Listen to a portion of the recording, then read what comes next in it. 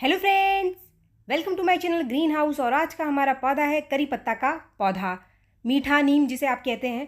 तो अगर आपका करी पत्ता अच्छे से ग्रोथ नहीं कर रहा है, इसके अंदर नई नई ब्रांचेस नहीं आ रही हैं और आपके करी पत्ता में इस समय कोई भी समस्या आ रही है, तो आज की इस वीडियो में मैं सारी जानकारी आपको देने वाली हूँ। इसमें आपको कौन सा फर्टिलाइज़र देना है जिससे कि आपके पौधे की ग्रोथ बढ़ जाए।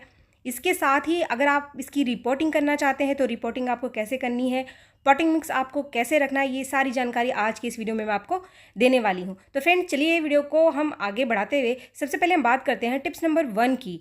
जो करी पत्ते का पौधा है वो एक ऐसा पौधा है जिसे आप धूप में रखेंगे तो ये बहुत बढ़िया ग्रोथ करेगा, क्योंकि ये धूप का ही पौधा है, छाँव में ये ग्रोथ नहीं करता है। अगर आप सोचें कि इसको छाँव में रख दें क्योंकि बारिश हो रही है तो आपका पौधा ग्रोथ करने लगेगा, तो ऐसा आपको बिल्कुल भी नहीं करना है। आपको इसे पूरे दिन की धूप में रखना है और बारिश का पानी जितना इसको मिलेगा ये उतनी ही अच्छी ग्रोथ करेगा, क्योंकि बारिश का पानी जो है वो करी पत्ता के लिए काफ़ी नेचुरल फर्टिलाइजर का काम करता है। इसके अंदर नाइट्रोजन की बहुत अच्छी मात्रा पाई जाती है बारिश के पानी में। तो जितने भी लीफी प्लांट्स हैं, पत्तियों वाले पौधे, वो हरे भरे हो जाते हैं, उनकी ग्रोथ भी काफ़ी अच्छी हो जाती है। टिप्स नंबर 2, करी पत्ता में हमें कभी भी कोई केमिकल फर्टिलाइजर नहीं देना चाहिए, क्योंकि करी पत्ते का इस्तेमाल हम हमारे यूज़ के लिए, अपने शरीर के लिए करते हैं, खाने के लिए करते हैं, या फिर काफ़ी सारी दवाइयों के लिए भी करी पत्ते का इस्तेमाल किया जाता है। तो इसीलिए हमें कोशिश यही करनी है कि केमिकल फर्टिलाइज़र आपको बिल्कुल भी नहीं देना है और नेचुरल तरीके से ही अपने करी पत्ते की पौधे की ग्रोथ को बढ़ाना है। ज़रूरी नहीं है कि कोई केमिकल फर्टिलाइज़र देने से ही पौधे की ग्रोथ अच्छी होती है। बहुत सारे नेचुरल फर्टिलाइज़र हैं, होममेड फर्टिलाइज़र, या फिर बहुत सारे कंपोस्ट हैं जिनको देकर आप करी पत्ते की ग्रोथ को बढ़ा सकते हैं और अपने करी पत्ता को बिल्कुल बरगद की तरह घना कर सकते हैं। करी पत्ता बहुत अच्छे से ग्रोथ करने वाला पौधा है। टिप्स नंबर 3, अगर आपको अपने करी पत्ता पे ज़्यादा से ज़्यादा ग्रोथ चाहिए तो जो सबसे ज़रूरी काम है करी पत्ता के ऊपर, आपको ये काम बारिश में ज़रूर करना चाहिए, वो है इसकी प्रूनिंग, टिप की प्रूनिंग। इसके ऊपर से आप थोड़ी थोड़ी ब्रांचेस को काट कर निकाल दीजिए। अगर आपके करी पत्ता में लंबी लंबी ब्रांचेस है, जैसे कि आप देख रहे हैं मेरा करी पत्ते में काफ़ी सारी ब्रांचेस हैं, घना है काफ़ी, लेकिन अभी ये लंबा होता चला जा रहा है क्योंकि बारिश में इसकी ग्रोथ काफ़ी अच्छी हो रही है।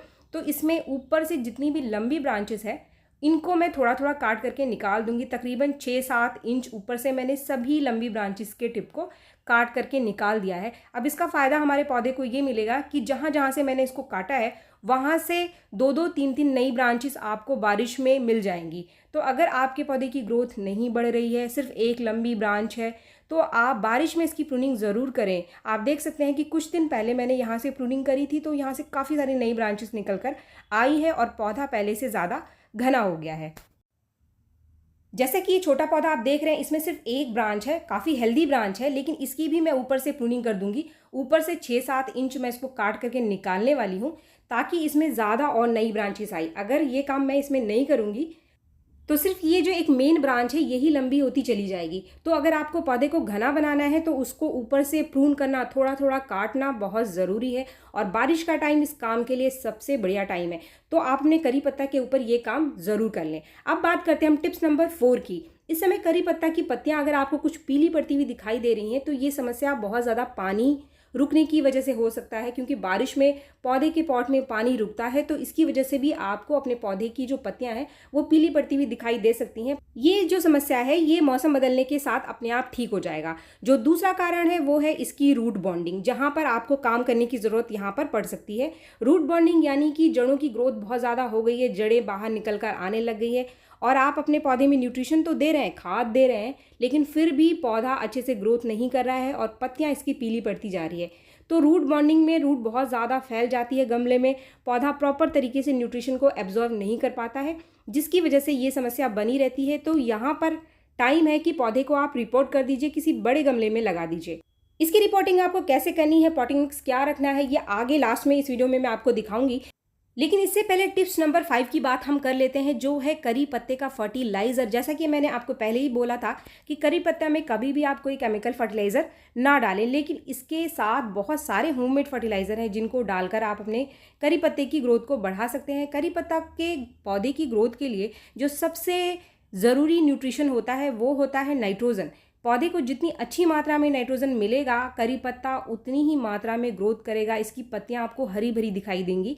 नाइट्रोजन की कमी होने से पत्ते पीले पड़ते हुए दिखाई देते हैं और ग्रोथ भी कम मिलेगी आपको। तो पौधे को घना बनाने के लिए इस समय 2 नेचुरल फर्टिलाइज़र हैं जो कि आपको आपके घर के किचन से लेना है और उनको आप अपने करी पत्ता में ज़रूर डालें। जो पहली चीज़ यहाँ पर मैं ले रही हूँ वो है 1 चम्मच हल्दी पाउडर। हल्दी पाउडर को डालने का फ़ायदा ये है कि इस समय बारिश में आपके पौधे की मिट्टी में किसी भी तरीके का कोई कीड़ा या फिर फंगस नहीं लगेगा। दूसरी जो चीज़ मैं यहाँ डाल रही हूँ वो है 1 चम्मच चाय पत्ती, जो कि सबसे बढ़िया नेचुरल सोर्स है नाइट्रोजन का। ये जो दोनों चीज़ें हैं आपको कम से कम 15 से 20 दिन में एक बार अपने करी पत्ता के पौधे में ज़रूर देना है। इसके अलावा आप चाहें तो चाय पत्ती की जगह 1 चम्मच कॉफ़ी पाउडर भी दे सकते हैं।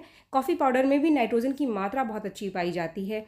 अगर आप दाल का पानी या फिर चावल का पानी, जब आप चावल भिगो कर रखते हैं या फिर दाल को भिगो कर रखते हैं तो उस पानी को भी ना फेंके, आप उसको हफ्ते में एक बार अपने करी पत्ता के पौधे में अगर दे देते हैं तो उससे भी नाइट्रोजन बहुत अच्छी मात्रा में मिलते हैं करी पत्ते को, और आपका करी पत्ता बहुत अच्छा ग्रोथ करता है।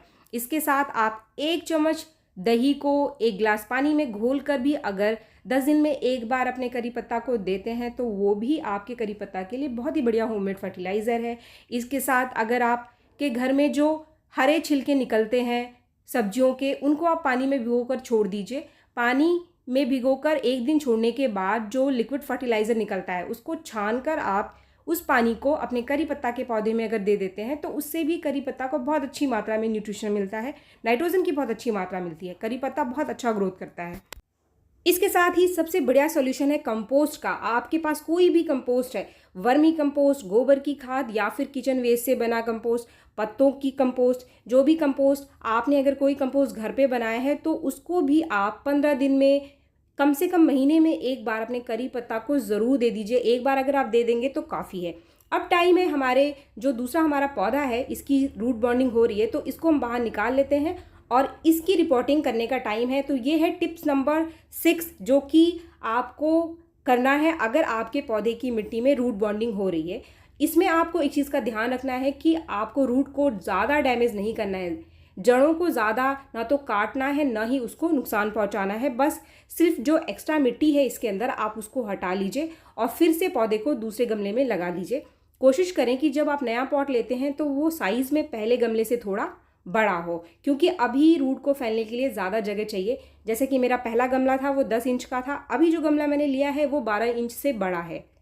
दूसरी चीज़ जिसका कि आपको ध्यान रखना है, जो भी आप गमला लेंगे उसका छेद बड़ा होना चाहिए। अगर आप मिट्टी का गमला लेते हैं तो छेद बना होना चाहिए, या फिर अगर छेद ना हो तो आप खुद से छेद ज़रूर बना लीजिए, क्योंकि मैंने काफ़ी सारे छोटे छोटे छेद इसके अंदर बनाए हैं, इसके अंदर छेद नहीं थे। अभी बेस में रखने के लिए यहाँ पर मैंने लिया है धान का छिलका। धान का छिलका मैं यहाँ पर इसलिए इस्तेमाल कर रही हूँ क्योंकि पॉट बहुत बड़ा है और अगर नीचे मैं कुछ भारी चीज़ें रख दूंगी तो पौधा मेरा बहुत भारी हो जाएगा। अभी देख लीजिए आपकी पॉटिंग मिक्स यहाँ पर मैं क्या क्या इस्तेमाल कर रही हूँ, जो कि मैंने लिया है आधा नॉर्मल सॉइल। जो भी आपके पास नॉर्मल सॉइल है आधा ले लीजिए। आधा लेना है आपको कोई भी कंपोस्ट, जिसमें आप वर्मी कंपोस्ट या फिर गोबर की खाद ले सकते हैं। तीसरी चीज़ मैंने यहाँ पे ली है थोड़ी सी मात्रा कोकोपीट की। चौथी जो चीज़ यहाँ पर मैंने ली है वो है धान का छिलका। जो दोनों चीज़ें मैंने ली है, धान का छिलका और कोकोपीट, ये मैंने अंदाजे से लिया है। इसके साथ ही अगर आपके पास नीम की खली है तो 2 मुट्ठी नीम की खली मैं यहाँ पर ले रही हूँ। आप भी पॉट के साइज़ के हिसाब से ज़रूर ले लीजिए। नीम की खली से पौधे में आगे जाकर कोई भी फंगस या फिर कीड़े लगने की समस्या कम होती है। अगर आपके पास नीम की खली नहीं है तो इसकी जगह आप 1-2 चम्मच हल्दी पाउडर मिला लीजिए। हल्दी पाउडर अगर मिट्टी में रहेगा तो इससे भी कीड़े नहीं पनपते हैं और पौधे में फंगस भी कम से कम लगता है। तो इन सभी चीज़ों को मिलाकर एक पॉटिंग मिक्स यहाँ पर मैं तैयार कर लूँगी। तो फ्रेंड्स, पॉटिंग मिक्स मैंने तैयार कर लिया है। अब टाइम है पौधे को रिपोर्ट करने का। इससे पहले आपको जो हमारा पौधा है उसको गमले में लगाकर देख लेना है कि इसका जो ऊपर का हिस्सा कहाँ तक आता है, यानी इसकी पोजीशन को आपको चेक कर लेना है और नीचे जितनी मात्रा में ज़रूरत हो उतनी मात्रा में पहले आप पॉटिंग मिक्स डाल देंगे। इसके बाद ही हम पौधे को पोजीशन देंगे। बेस में पॉटिंग मिक्स लगाने के बाद आप फिर से पौधे को उसकी जगह पर लगाने के बाद जितना पॉटिंग मिक्स हमारा बचा हुआ है इस पॉट में, जितना पॉटिंग मिक्स आपका आ सकता है उतना आप इसको भर दीजिए। ऊपर के हिस्से को आप थोड़ा सा खाली रखें, क्योंकि जब हम कोई खाद या फिर पानी देते हैं तो थोड़ा सा ऊपर स्पेस होना चाहिए जिससे कि पानी ऊपर गमले में थोड़ी देर तक रुका रहे। पानी को भरने के लिए भी जगह चाहिए। तो अभी जितना भी मेरा पॉटिंग मिक्स इस पॉट में आ गया है इसको मैं अच्छे से भर लूँगी। फ्रेंड्स, इस तरीके से अगर आप अपने करी पत्ते को लगाते हैं, इस तरीके की पॉटिंग मिक्स का इस्तेमाल करते हैं, तो जड़ों की ग्रोथ बहुत अच्छी होती है। ख़ास तौर पे आप इसके अंदर धान का छिलका और थोड़ी मात्रा कोकोपीट की ज़रूर मिलाएं। इससे पौधे की ड्रेनेज बहुत अच्छी होती है। पौधे की जो मिट्टी है वो भुरभुरी रहती है, जमती नहीं है। अगर आप इन चीज़ों का इस्तेमाल नहीं करते हैं तो आगे जाकर मिट्टी जम जाती है नीचे, जड़ों की ग्रोथ नहीं होती है, तो पौधा भी हमारा ऊपर ग्रोथ नहीं करता है।